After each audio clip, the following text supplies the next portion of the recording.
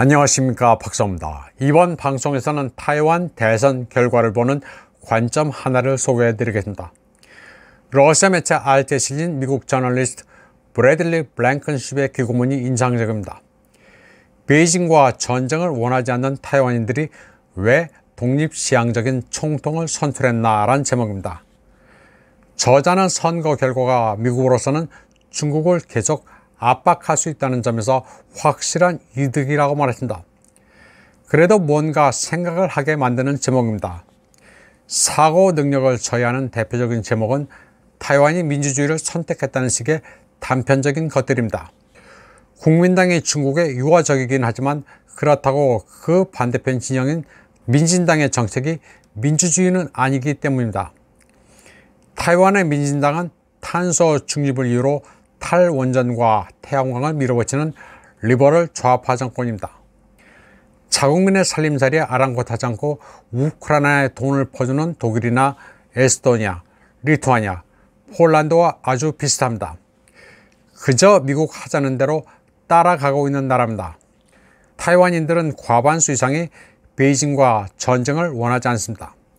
독립지향적 민진당 후보 라이칭더가 총통 선거에서 승리한 것은 타이완인들이 독립 또는 민주주의를 선택한 게 아니라 야권의 분열 때문입니다. 라이칭더에게 승리를 안겨준 제3당 민중당의 약진이 그래서 돋보였습니다.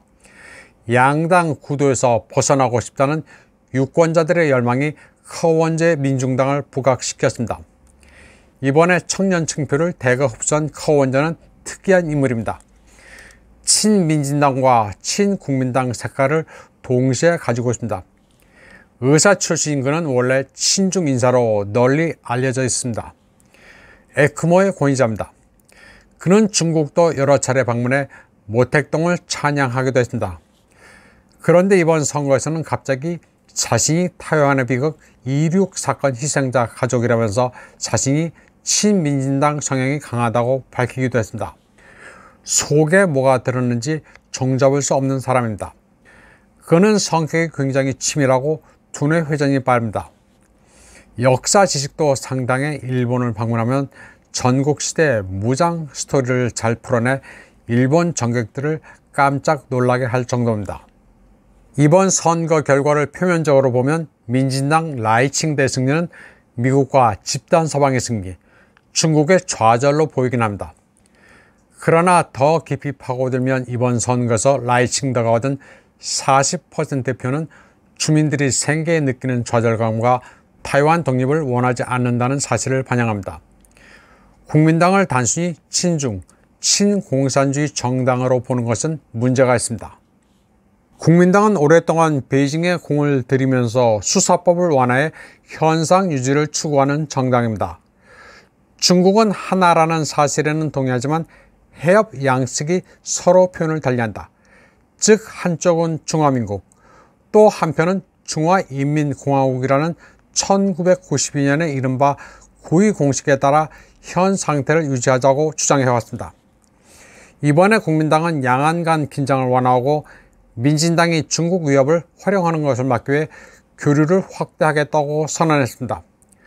올해 10월 타이완의 대륙위원회가 실시한 여론조사에서는 유권자의 60% 이상이 정치적 지위가 불안정하긴 하지만 현재 상황 유지를 원하는 것으로 나타났습니다. 이들은 중국과 전쟁을 촉발할 수 있는 공식적 독립을 원치 않았습니다. 그리고 현상 유지의 변화가 일어날 것으로 생각하지도 않았습니다. 대부분 유권자들의 관심은 민생이었습니다.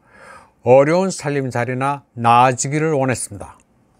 2023년 수출에 의존하는 타이완 경제는 하이테크 제품의 글로벌 수요 약화로 인해 경제가 8년 만에 가장 느린 성장치인 1.61%에 그쳤습니다.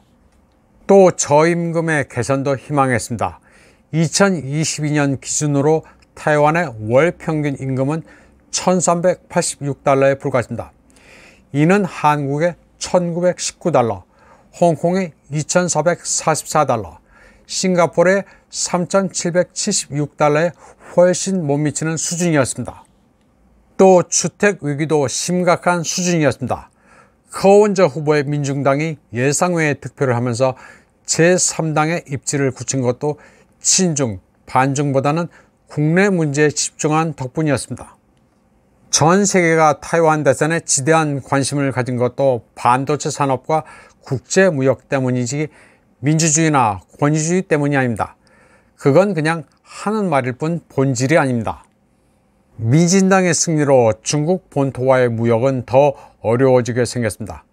또 군사적 긴장도 계속될 예정입니다. 미국의 지원을 받아 소위 고심도치 전략으로 맞선다고는 하지만 타이완의 무력은 미미한 수준입니다. 미사일 전력만 좀 두드러질 뿐 다른 재래식 전력은 너무나도 낡았습니다. 또 결정적으로 군 복무기간이 4개월에 불과하다는 것도 치명적 약점입니다. 올해부터 병역을 1년으로 늘린다고는 하지만 젊은이들은 시큰둥한 게 현실입니다. 브래들리 블링컨십은 베이징의 공격을 견딜 수 없는 전투력으로는 민진당이 결코 독립을 달성할 수 없다고 말하고 있습니다. 그는 타이완 선거가 단순한 국내 문제가 아니라 21세기를 정의하는 지정학적 투쟁의 축소판이라고 말했습니다. 그리고 민진당의 승리로 미국은 일단 승기를 잡긴 했지만 단극 패권이 쇠퇴하는 현실을 근본적으로 바꾸기에는 역부족이라고 결론 지었습니다.